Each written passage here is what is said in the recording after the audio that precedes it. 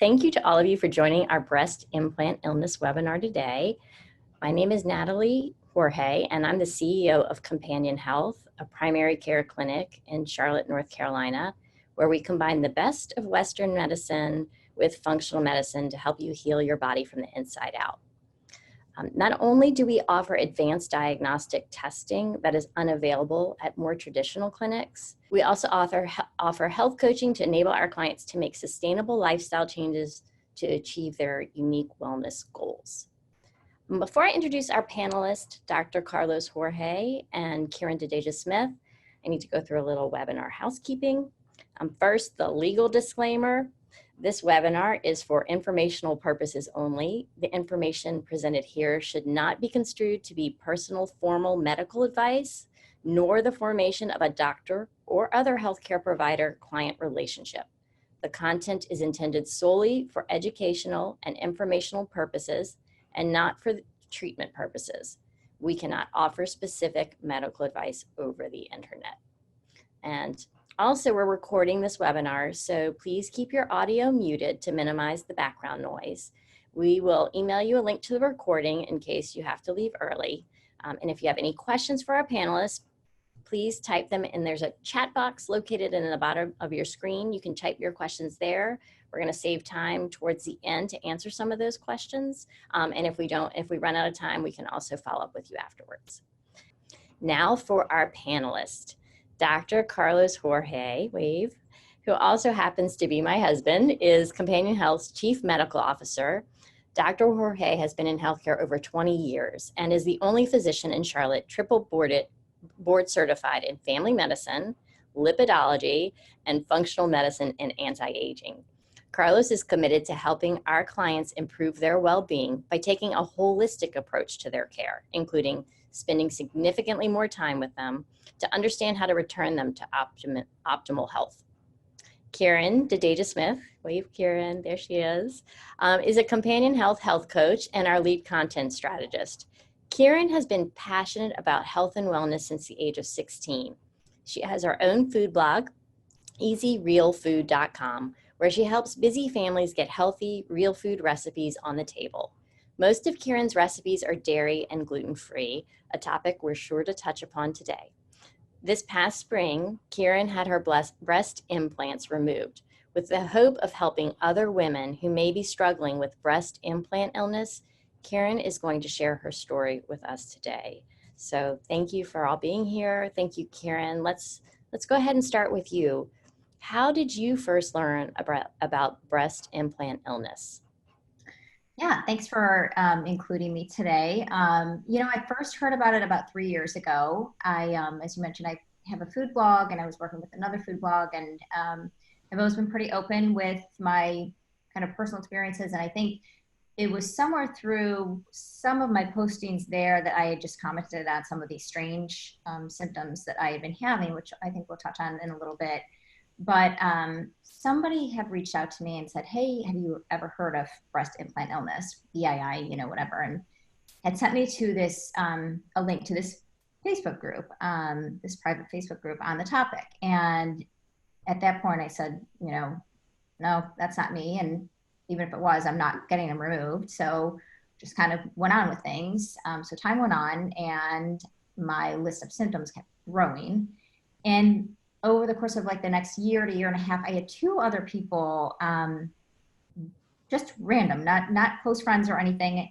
One was somebody who was a year older than me in my high school, who I really did stay in contact very much with, sent it to me again, like, hey, have you heard of this? You really might want to check into it. It kind of sounds like it might be you. So I really was in denial for a while, until it got to a point where I said, gosh, I really should look into this. One of the biggest things that kept turning me off was, one, I think I just didn't want to pay attention to it. And the other was at a first glance, I was seeing a lot of anxiety and depression, which I didn't personally have. Now, my list of symptoms was pretty large, but those are two things that I wasn't personally experiencing. So at first I wanted to write it off, but then I felt like it kept being put in front of me until I came to the point of really saying, okay, I really need to pay attention to this. Okay. Well, thank you for sharing that. Carlos, when you hear Kiran talk, what are your thoughts about breast implant illness? Yeah. Well, thank you, Kiran, for sharing her story. Actually, it's not an easy thing, I'm sure, to kind of talk about sometimes. But breast implant illness, it is a controversial topic because it's not an easy diagnosis to make. There's not a very set sort of diagnostic criteria that we like to sort of check the boxes and each one fits. And so often, like Kiran says, clients that kind of come in with concerns about this may be having symptoms such as joint pains, or they may have gut issues, or they may be having fatigue. I like to sort of think that breast implant illness it's a diagnosis of sort of, we exclude all the other, or we kind of go through all the other potential diagnoses, and then we start going through the systems that breast implant illness may affect. So you can have, like I said, gastrointestinal issues. You can have neurologic, so and psychological. So you can have brain fog, memory issues. You can have the anxiety, depression, or the rheumatologic types of symptoms, such as joint pains, increased risk of autoimmune disorders such as Sjogren's and lupus and other ones. So I think it is a real disease. I think the challenge is it's taking a group of women to really start this conversation. And Kiran will maybe speak to it in a little bit, but there's a huge Facebook group that is dedicated to this. And then there is the National Center for Health Research has a complete sort of section that's dedicated to breast implants and illnesses associated with it, where they really do a nice, exhaustive kind of analysis of both symptoms, but all the research that has been done as well. Because it's a fairly controversial topic, isn't it? It is, because, like I said, I think Kiran experienced, it's a personal decision to get implants. That's number one. Number two, when you don't feel well, and after a journey of trying to understand why you're not feeling well, it's hard to just go back to saying, okay, it's just implants. It's a very difficult thing to show causality.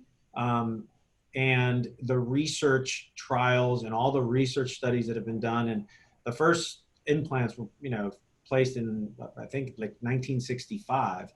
And, what you see a lot in the research trials and in the literature search is that the studies are not well, I would say, controlled. Number two, they're usually funded by either the maker of the implants, like Dow Chemical, or Allergan, or there's another company, Mentor, that makes implants. And so there's a little bit of skewing of the data, and a lot of the studies you'll see, anywhere between 22 to 800% reported symptoms in women that are associated with the implants.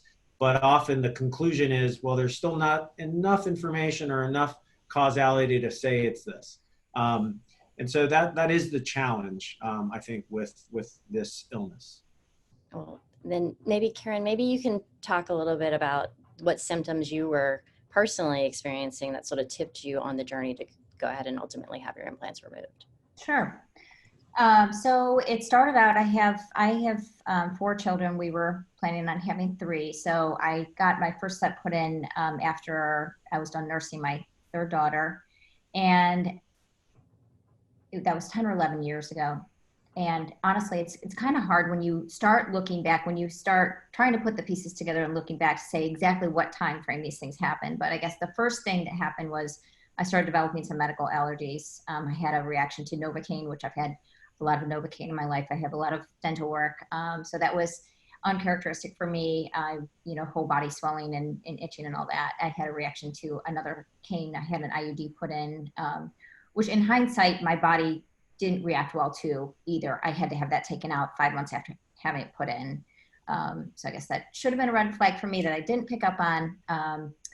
Hence had the IUD taken out and get pregnant with the fourth baby. So after our surprise child, I developed Raynaud's right away.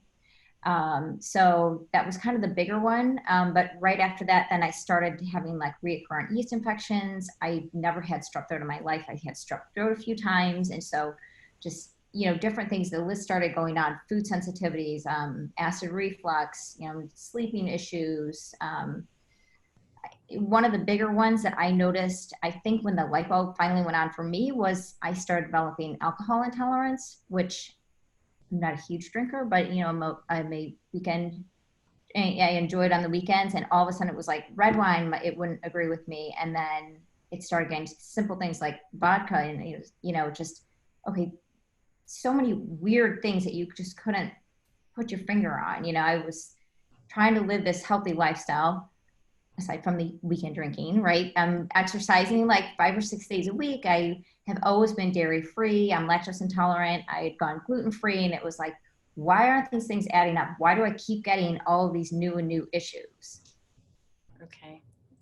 Thank you for sharing that. Carlos, did you want to comment any more on the symptoms? I know you addressed them some, but was there anything that Kiran said that you specifically wanted to say? I mean, I think, like Kiran says, the symptomatology can be so varied for many people. And so when you actually go and research breast implant illness and you look at the symptom list, I mean, it can run 50 to 75 different things. And it's very difficult, therefore, to sort of pinpoint, the 2 or 3 that are exactly going to make the diagnosis. So again, I call it sort of the diagnosis of exclusion, because you want to make sure that you do get evaluated for other things. I mean, we want to make sure that, you're not developing a true, allergy or true autoimmune disorder that is not associated potentially with the breast implants. But I think after that sort of trial of, working with your provider or your doctor and kind of that health journey that you're going through, and you're not finding the answers, then I think having sort of the knowledge of breast implant illness, is going to be real important for folks to at least keep it in mind if they do have implants, in case things just don't seem to be, going the way they want to. Well, so Kiran, can you, speak to the fact that, doesn't sound like you knew right away that you wanted to get your implants out, that it took a little bit of time. Can you talk about like the ultimate process you went through to get to where you are today? Sure. As I mentioned, it kept being put in front of me. And at that point, one, I was denying my symptoms and any correlation to that. I was just in complete denial. And two, I frankly didn't want to do anything about it. I think for those of us who get implants, I say this, I hope it's okay, but I mean, we're getting them for a reason, right? There's something that we're looking for. In my case, I nursed all my kids for over a year and was pretty stretched out, and, was just looking to get back to looking normal, I guess, if you will, So the emotional part of considering that was something that I wasn't ready to face for a long time. And I think this is pretty common. I've been, again, pretty open about my experience and had talked to, a handful of other women, and it's hard. It's hard. So I wanted to make sure that if I was going to do it, I was kind of at the point of saying, okay, I need to do this, which is where I ultimately got. Yeah, I felt like I'm choosing health over everything else.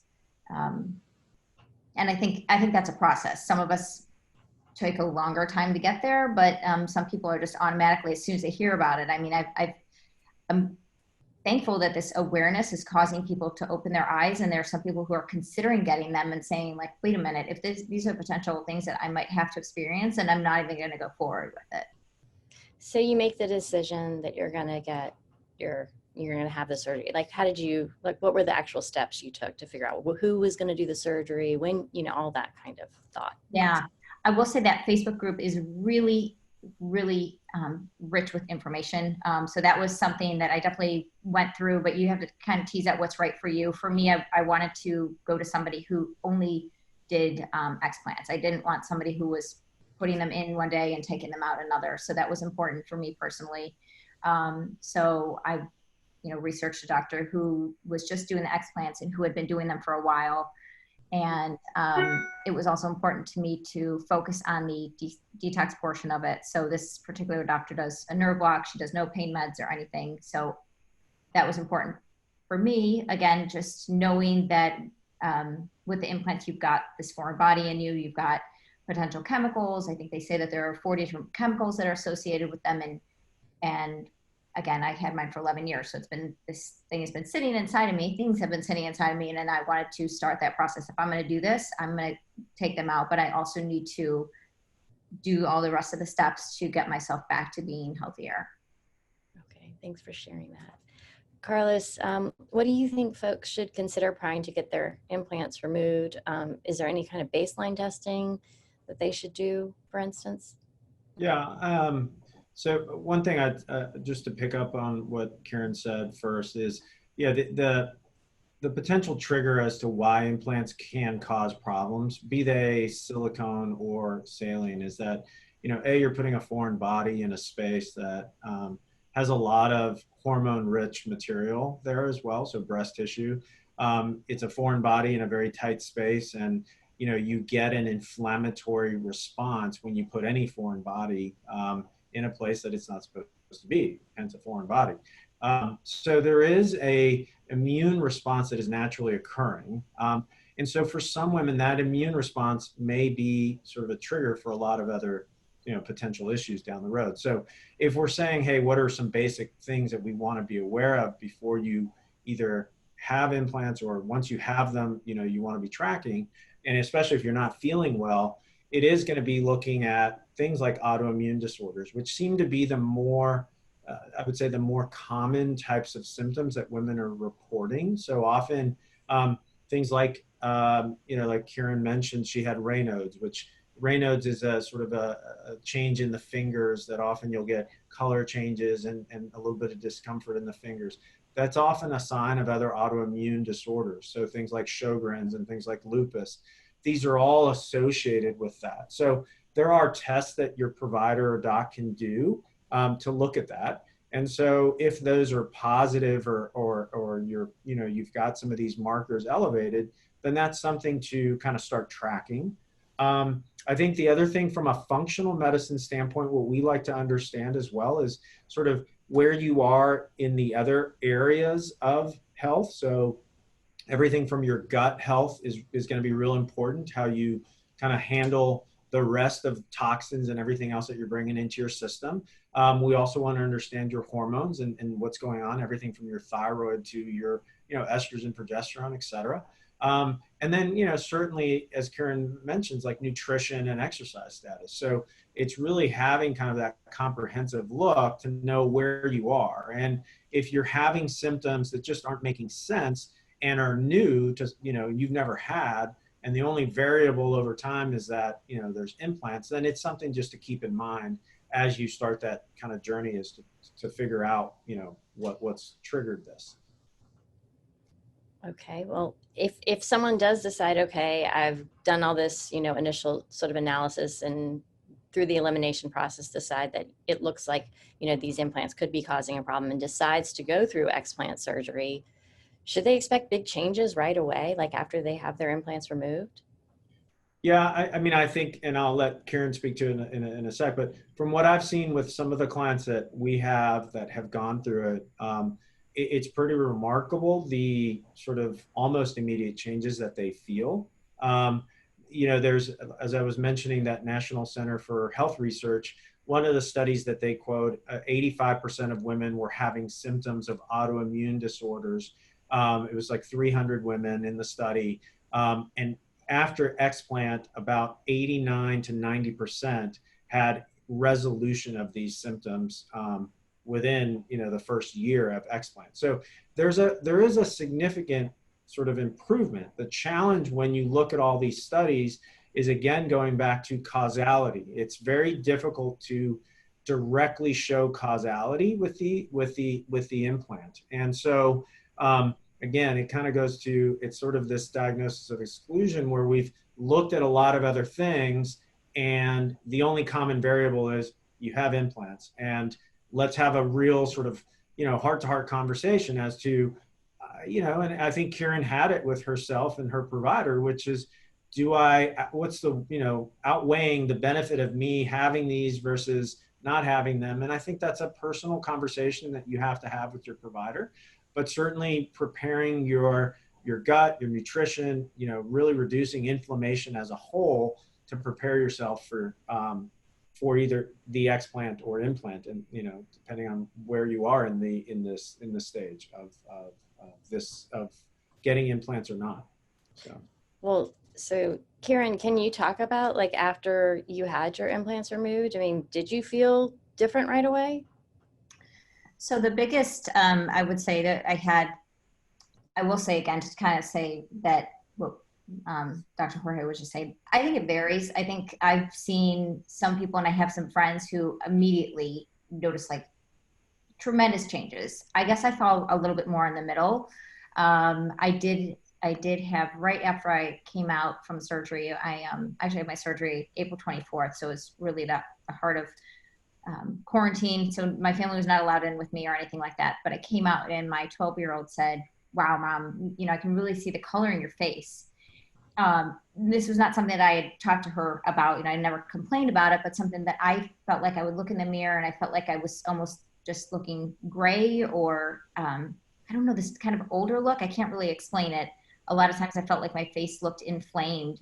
So I think a lot of facial changes I noticed right away. I took pictures, the day before I went in for surgery, day after, and, thereafter also, just to kind of compare, which I would encourage anybody else to do also, because I think you will see changes in what you see on the outside, which of course, makes you hope that other changes are going on internally. So that was probably the biggest change. My eyes, I used to have to use eye drops every morning. My eyes were always itchy. And every time I went to the eye doctor, he would say, you've got a lot of inflammation. So that has improved. My energy has gotten a lot better. That before implants, I was up at 5:30 in the morning exercising. It got to a point where I couldn't get out of bed at 7:30. So that's definitely gotten a lot better. My hair has stopped falling out as much. So I've had a number of improvements. I also had a laundry list of symptoms. Mm-hmm. For me personally, I kind of use the analogy of with weight loss, that you didn't put it on overnight. It's not going to go away overnight. So I did realistically go into surgery saying, okay, I'm going to be happy if these symptoms go away. And then after that, I'm going to be hopeful that the rest will continue as time goes on. And I try to keep healing everything, that I will continue to get better. Well, thanks for sharing that. And we're going to talk a little bit about other steps you've taken besides the actual surgery. But can you talk a little bit about how long you had them in, and sort of what in terms of folks when they do have implants, like the life expectancy of implants, and sort of your, maybe Carlos, you can jump in as well and discuss that. But Kiran, if you could start. Sure. Yeah. So I had two sets. The first I had put in 11 years ago. And I was informed by my doctor, like, hey, just so you know, these have a life expectancy of about 10 years. But my understanding is not everybody hears that same story. So I did know that around that 10-year time frame that I would have to have them replaced. And I did at the 9-year mark. So unfortunately, my timing wasn't great, because I thereafter, about a year and a half afterwards, decided that I was going to have them removed. But yeah, they say that the life expectancy is around 10 years for them. So I guess, for signing up for it, that is something that you're signing up for a lifelong thing, unless you decide to have them removed. And Carlos, can you talk about, like, the length of time that you have implants? And yeah, I mean, so a lot of the studies, kind of in literature search, if you look, they vary, but some studies quote 7 years that you may start having symptoms. There's some studies, in Swedish studies and Danish studies, 19 plus years people have had implants. So as Kiran mentions, thinking about it this way is you're taking a plastic shell. It is a type of almost, plastic derivative. It's got a lot of chemicals that potentially, you have, and you're keeping it in a localized space that has inflammation and has very hormone receptive tissue around it. So with the length of time, the concern is that the length of exposure may be higher as well.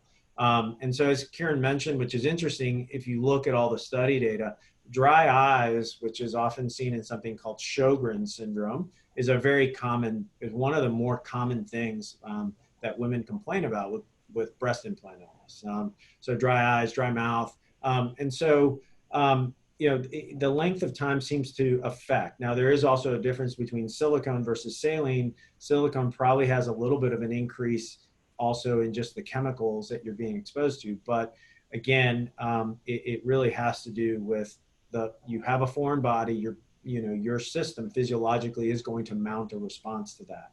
And whether or not that is causal is the real challenge with diagnosing breast implant illness. Okay. So Kiran, you get your implants out, and then there's a lot of buzz about detoxing. I mean, what exactly do we mean by that, and what was your process after surgery? Well, two different things. And one, again, going back to the implants are these foreign bodies with the 40-ish or so chemicals that are associated with them, and the fact that they've been sitting in your body for that long. The idea behind it is to really get all of that out. And then also with the gut healing part of it, I think many women, my understanding is that they have compromised gut health from the implants. So that was my personal goal with it. So the easiest thing that I had started doing was juicing celery on a daily basis every morning, first thing. No coffee, no water, nothing first. Do that on an empty stomach, and then just wait at least 20 minutes before eating or drinking anything else. I also used milk thistle, cilantro, incorporating that, dandelion tea. But I think that those types of things, some of the supplementation is very individualized. So I would suggest talking with somebody before just going and buying them. But the celery juice was something that was fairly easy to incorporate and something that was helpful for me. And Carlos, did you want to add anything to the to like gut health and what you mean by that, and why detox maybe play an important role after someone's had explant surgery? Yeah, I mean, detox is it is a buzzword, as you said, and it's hard to know exactly what you're detoxing off of because, as Kiran mentioned, that there are so many potential chemicals there. So there are some tests available out especially in the functional medicine world that we can use to measure exactly what potential toxins are in your system. And knowing that, certainly it's a little bit, I would say, easier to have a more targeted detox. That said, our gut health, as Kiran mentions, it's real important, the gut, because it's really that first line of defense. And so,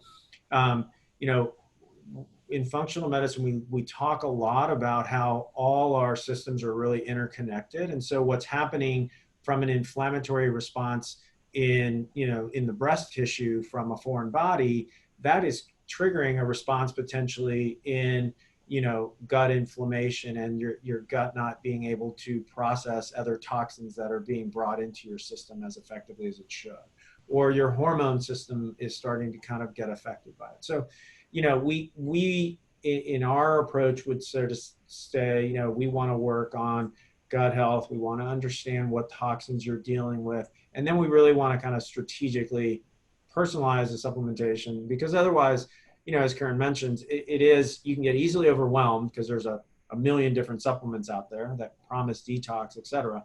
But it's understanding, what to use, when to use it. And really, I think at the end of the day, you remove the object that's triggered the issue. You make sure that the gut is healthy to be able to process any other toxins that are coming in. Your diet and your nutrition being healthy and clean. Your stress and your management of all those things being at its peak. Kind of giving your system the best sort of potential just tools to be able to really kind of handle the cleanse after this removal has taken place. Okay, thank you both. Well, now I think we're right about at the half-hour mark, and wanted to see if we had any questions. If you wanted to type any into the chat box below, we can have our panelists answer any questions.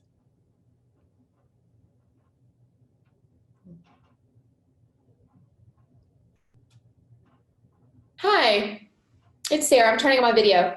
Oh, well, go for it. Hi, Sarah. Sorry, I'm here with my daughter. It's a little crazy, but I just want to say thank you so much for offering this call. And I don't know who else is on this call or what you may be dealing with, but I have an explant scheduled for November 5th.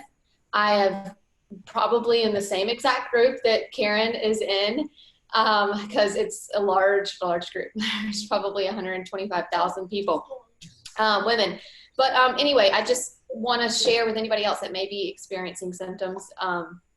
You know, as we've talked about here, it's a real thing. And I'm absolutely convinced. I'm a big proponent of integrative health as well, and just healing your gut and keeping out the toxins as much as we can. We get, of course, we come in contact with them every day, but there are ways that we can reduce the amount, and this is one of them. So yeah, I just want to encourage anybody that might be experiencing things to reach out to me even. I mean, gosh, I'll let you guys have my number. I'm sure Kiran too, but what we've learned on that group is profound. And just, I love to see that you guys are bringing awareness to this as well. So I could go on and on, but. Thank you, Sarah. Thank you. And what's the name of the group again? I want to make sure everybody knows the Facebook group. It's called Breast Implant Healing by Nicole. Okay. Is that right, Kiran? Yes, I actually just dropped it in the chat. So the link's over there, but I'm pretty sure you need an invite from somebody because it's private. So if somebody, you know, is not in there and wants to be in there, just drop your Facebook name or handle in there and we can send you an invite. Thanks again, Sarah. And we've got a question from someone who wants to know, what's likely the most obvious symptoms that would indicate issues with implants? Carlos, do you want to take this one? And it's a good question, and it's a challenging question because there is not one obvious symptom. As you know, if you read and you're on the Facebook group, often, like Kiran was mentioning, anxiety, depression, restlessness may be sort of very common. From what I saw in a lot of the literature search, really autoimmune and connective tissue type of issues seem to be pretty prevalent and very common. So things like joint pains, rashes that don't make sense, the dry eyes, the finger changes that Kiran mentioned, that is, you know, known as Raynaud's. So those are sort of, I think, more seemingly becoming more common, but it can be everything from brain fog and fatigue and skin changes, you know, looking a little bit more ashen or just not as kind of healthy appearing as you would like to appear. So I say that it's very varied, and I think if you go on to the breast implant illness, if you Google that as well, there is a web page called Healing Breast Implant Illness, and that has a list of symptoms that you can kind of print off, and just there's a checklist, and we can share that afterwards with folks as well, that you can use as a symptom checklist to be able to monitor for yourself. Any other questions out there? We've got another one. What would you say to someone who is determined to get implants? I think it's a personal choice. I am not here to tell you not to get them. I think it's something that I would, if you are going to get implants, have a visit with someone who's going to talk to you about your overall health first, how to reduce your inflammatory burden, almost as Sarah mentioned. So how do you really sort of reduce any inflammation or immune response that's going to be excessive in your system? So everything from stress, sleep, nutrition, exercise, the correct supplements that you may be taking. There are some genetic predisposition tests that you can do for autoimmune disorders. And some providers are familiar with them and others aren't. But I think you can also kind of get a list of what those would be to be able to take to a provider and say, hey, I'd like to have this tested before I proceed with implants. There are a couple functional, or I would call them kind of more holistic plastic surgeons. You're seeing them out there in the community.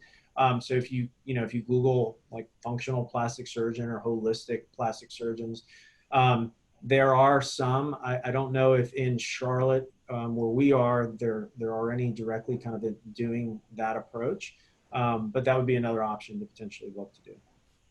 Okay, thank you. We have another question here. Do you see this being more heavily studied moving forward, I guess, breast implant illness? Um, our viewer says, I've had my implants for a little over a year and was aware of BII prior, but there was very limited information available from a medical standpoint. Yeah, like I said, I think a good source would be that National Center for Health Research. They're really dedicated. It's a nonprofit. It's not associated with any political party or group or anything. And they're really focused on reviewing literature. And the most recent literature review that occurred was in about 2016. They started. It was Tufts University, did a big literature review. Now, the problem was that it was sponsored by some of the manufacturers of the implants. So the conclusiveness of what they found was, not directly causal between the implants and the sort of breast implant illness. So I think there is a lot more research and awareness that's being driven, especially with groups like the Facebook group that's growing, day by day, because women are sort of realizing something isn't making sense in the way they feel. And so there is research. And if you Google or go to the NIH and put in breast implant research, articles come up and newer studies are happening. But, there's still a lot of industry sponsored studies, which don't always give us kind of the conclusiveness that we'd like in some of these studies. Well, and it's also tough, I guess, from the standpoint that we started the conversation is that usually you diagnose this through elimination of other stuff going on. So it's really hard to silo it, I would imagine. We have another question. What if I have implants and I don't have any symptoms? Do I need to be worried?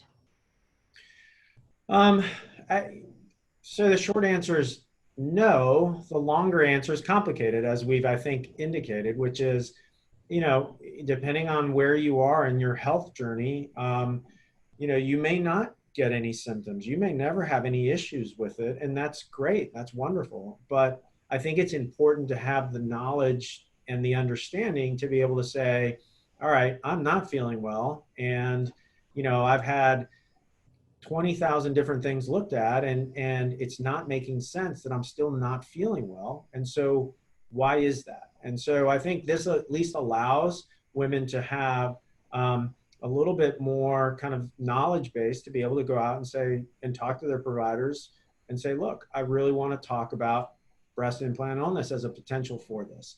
And I think that's how it starts, how, new diagnoses and get included and sort of illnesses happen, as different things are introduced into our system. COVID was an obvious example, right? We never knew about COVID up until, 9 months ago. And, it's a new disorder, it's a new virus, et cetera. So with new things, there's new diagnosis and knowledge that's going to happen. So. We have a question. Does breast cancer treatment, radiation, mastectomy have any bearing on developing breast implant illness? It's a complicated question because not every woman who goes through breast cancer treatment has, let's say, a full radical mastectomy with reconstruction and implantation. There are some studies that look at the implant versus reconstruction using, own tissue. And the question becomes, are they associated or are they similar? There seems to be a little bit higher risk with just the artificial implants. There is some studies that have said, well, maybe just the surgical manipulation could contribute to development of the breast implant illness. Again, no causality seen. Radiation in and of itself is a very traumatic thing to experience. And so there is residual inflammation and changes that can happen in the breast tissue. And it's just something to be aware of, especially if you develop other symptoms post-treatment to be aware of. Thank you. Kiran, you dropped a journal article in here. Did you want to comment upon what that was that you were sharing with the group? Yeah, it was just a recent study that was done that was showing just how many, some of the main symptoms, how many people had relief from a lot of those main symptoms afterwards, pretty soon after doing explant surgery. I just wanted to, there's a lot out there, but just sharing another piece for everybody's research. Thank you. And after hearing everything, is there anything else that you want to say? I don't think we have any other questions. Or do you feel like it's been a pretty complete conversation?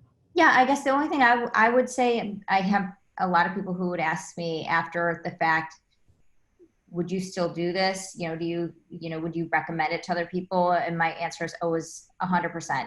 No questions asked. I think I mentioned the journey that you go on and deciding it. And I think maybe mine was maybe a different length than other people's, but for me, it was once you make that decision, there's no looking back and there's no second guessing it.